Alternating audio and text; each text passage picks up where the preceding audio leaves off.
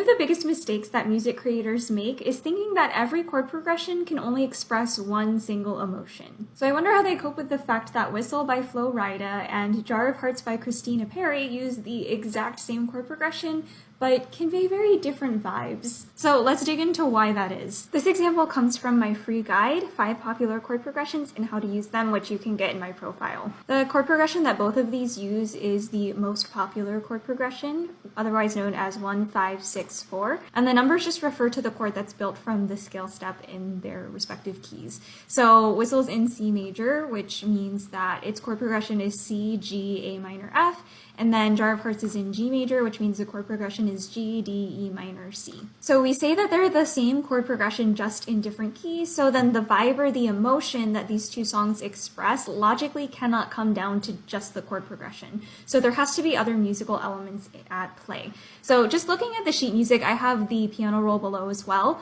There are a couple things I want you to notice. First off is called the harmonic rhythm. That is just how fast the chords change. And in Whistle, the chords change every half a measure. So we've got 2 chords per measure. Additionally, I want you to notice this little accompaniment pattern in the middle here. This is like where we're building our chords from, is from this like middle voice here. And notice just how much jumping around it does, from low note to middle C to a G down to E and so on and so forth. It just keeps jumping around.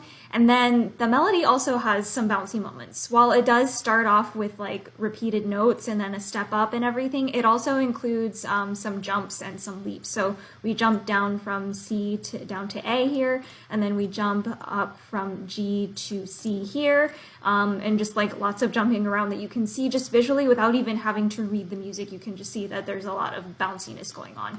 It might even be easier to see in the piano roll version of it. So let's listen to that excerpt real quick. Whistle, baby, let me know. Girl, I'm gonna show you how to do it, and we start real slow. So that's that excerpt. So try to keep that in the back of your mind, and let's look at Jar of Hearts.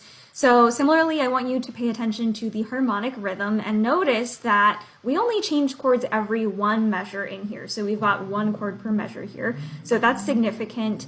I also want you to notice that our little accompaniment chord in the middle here isn't jumping around. And in fact, like a lot of it is happening in the bass or the left hand, where it's just repeating the chords as like block chords is what we call this texture. So it's just repeating the notes like that. And then in the melody, we have a lot less jumping around as well. There is a jump from this D up to this G, but for the most part, all of the movement on the melody moves by step or just stays on the same note. So let's give that a listen. And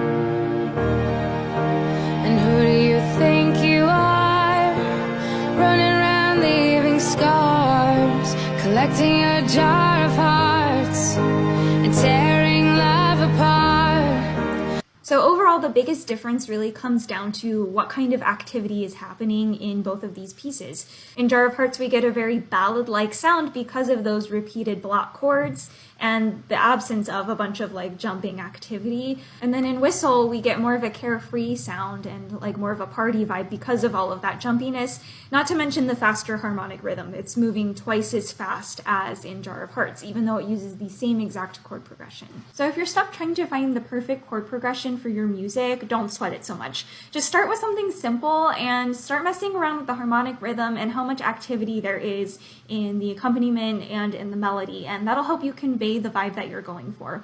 And if you need some more help, this free guide will help you out as well.